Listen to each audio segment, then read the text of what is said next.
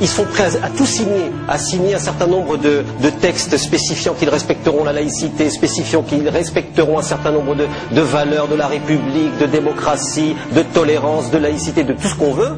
Le problème, c'est qu'ils ne perdent pas de vue leur objectif principal, qui est la déstabilisation de nos démocraties.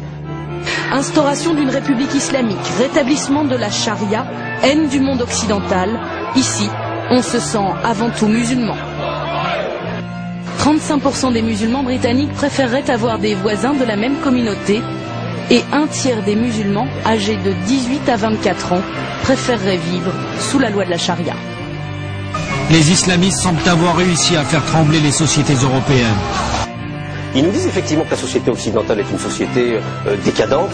Et regardez, non seulement on est chez vous, mais en plus, on vous insulte, on dit que la démocratie, c'est pas possible, nous sommes victimes de discrimination et autres. Et ils profitent de cette situation, ils profitent de nos faiblesses, vous voyez.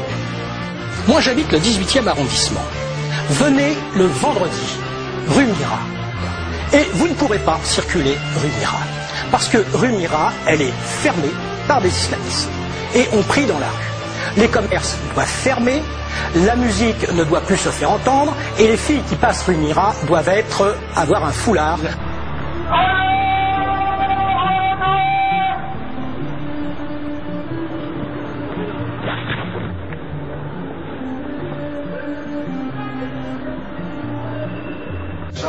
Une femme peut-elle faire du vélo? Est-il possible de travailler dans un lieu qui vend du porc? Dois-je divorcer si mon mari arrête de faire la prière? Dois-je quitter la table si mes collègues de travail boivent de l'alcool? C'est l'islamisation de la vie quotidienne. Ils réclament sans cesse des salles de prière, ils réclament sans cesse le port du voile, l'autorisation de jours fériés qui sont des jours fériés musulmans et non pas les jours fériés du calendrier classique. Ils réclament également qu'il n'y ait plus d'alcool dans les restaurants d'entreprise, qu'il n'y ait plus de porc. La laïcité, ça veut dire la religion confinée au privé. Mais ça là-dessus... Mais Nicolas, je finis. Seulement, on ne l'a pas fait gentiment. On ne l'a pas fait sereinement. On a obligé, parfois avec la force armée, à ce que les religions rentrent dans le privé. Elles ne le font pas spontanément. On ne le fait pas gentiment, on ne le fait pas sereinement. On le fait par la force et par la pression.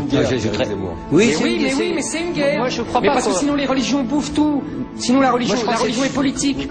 L'islam a toujours lié le religieux au politique, le religieux au social. Religion et société sont devenus inséparables. En France, sur plus de 1300 lieux de prière, seuls 200 imams s'abstiennent véritablement de tout discours politique.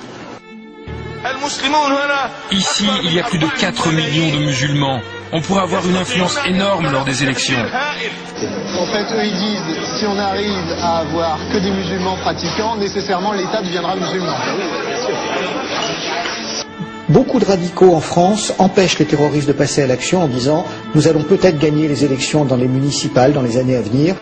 Toutes les sociétés musulmanes ont été des sociétés intégratives, globales, globalisantes, totales, totalisantes, pour ne pas dire totalitaires. Si vous lisez le Coran, si vous regardez la vie du prophète, si vous lisez les hadiths, on n'est pas du tout dans la logique républicaine. On est dans une logique inégalitaire, on n'est pas dans une logique féministe mais misogyne, phallocrate, on n'est pas dans une logique cosmopolite, on est dans l'antisémitisme, on est dans la haine de l'étranger, on n'est pas dans une logique pacifiste, on défend la peine de mort, on défend l'égorgement des infidèles, etc. Donc il faut lire. Vous avez aujourd'hui des gens qui prennent pas mal de liberté avec les textes ou les dogmes. Moi j'ai rien. Heureusement parce que les textes ont été écrits il y a très longtemps. Eh ben justement, ce serait bien qu'on n'en fasse pas des vérités d'aujourd'hui. Donc moi j'ai rien contre les musulmans, j'ai rien à reprocher aux